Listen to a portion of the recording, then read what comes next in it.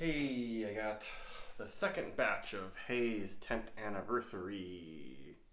Kind of hard to see the label there, but it's like a textured black and purple label.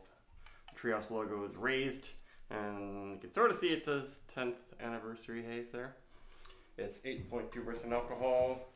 Seems like it's basically just Haze with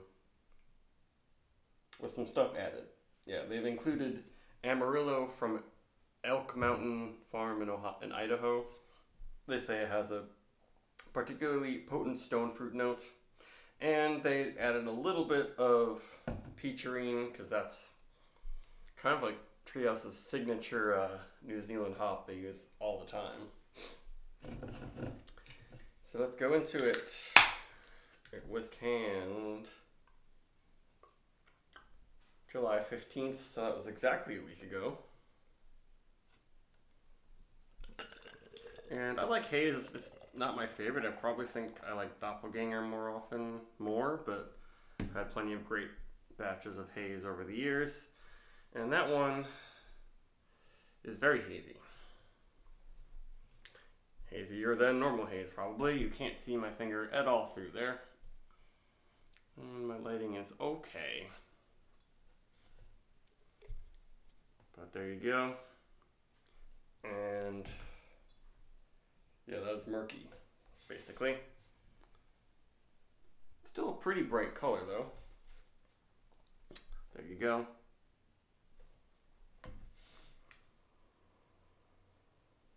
And that's got some earthy, sort of incensey, like DDH notes, sort of the earthy, intense, kind of feeling like it might be chalky, throat burny sort of thing that you don't really get from Treehouse. That's Treehouse's sort of hallmark, is that they try to make hazy IPAs that are very hoppy, very full flavored and hazy, but they aren't like Trillium. They aren't harsh. They're drinkable. And this one, yeah, it was only a couple dollars more than Extra Haze. Maybe it was only $18. They do a lot of like extra hopped double IPAs that are $20, $21, $24 for some of them. This one wasn't up there, but it seems like it's definitely pushed to the limit.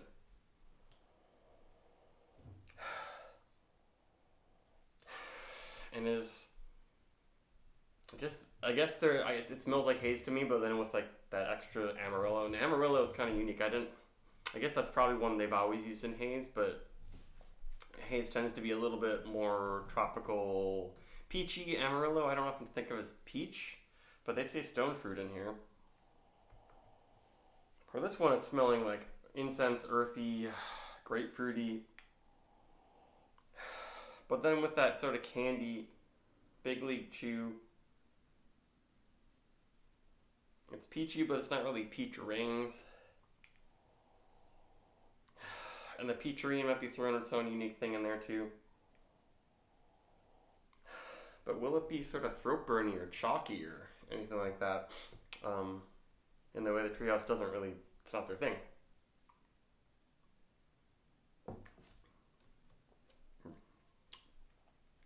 Really good taste.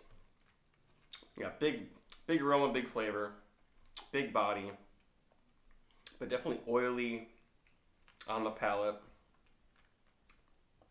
Dank, stinky flowers, honey, and one sip, it's just on the tongue, taken over. It almost reminds me more of like very green. The green series seems to be the most spicy and bitter of the classic Treehouse series of IPAs. And this is, yeah, seeming more like that than Haze to me. But there's no Galaxy. It's not necessarily the flavors, it's more the intensity to the bitterness and the dankness and that stuff.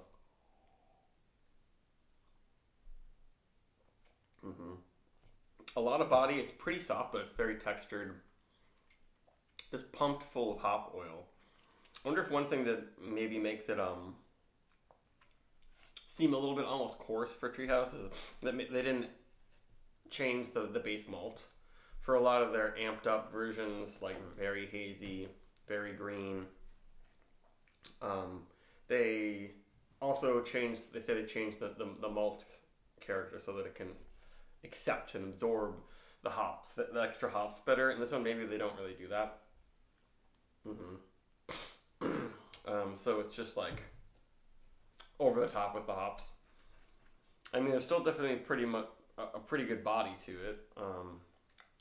But it's like if you're into how Treehouse IPAs are very drinkable, if you really like Julius, regular old Julius, this might not be for you.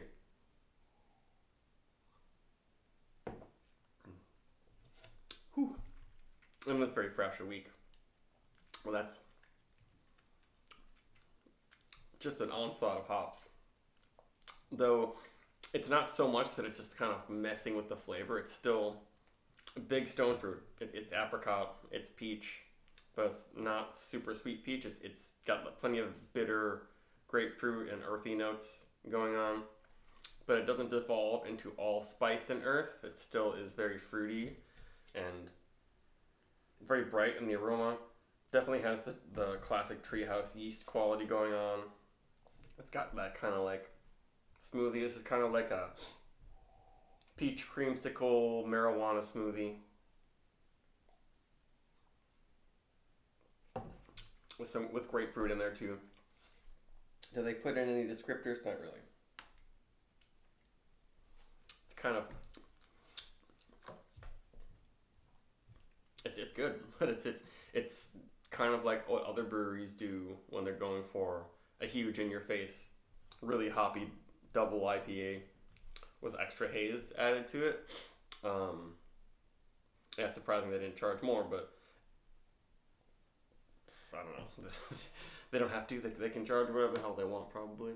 People will buy it, and people keep buying their $24 ones. But whew.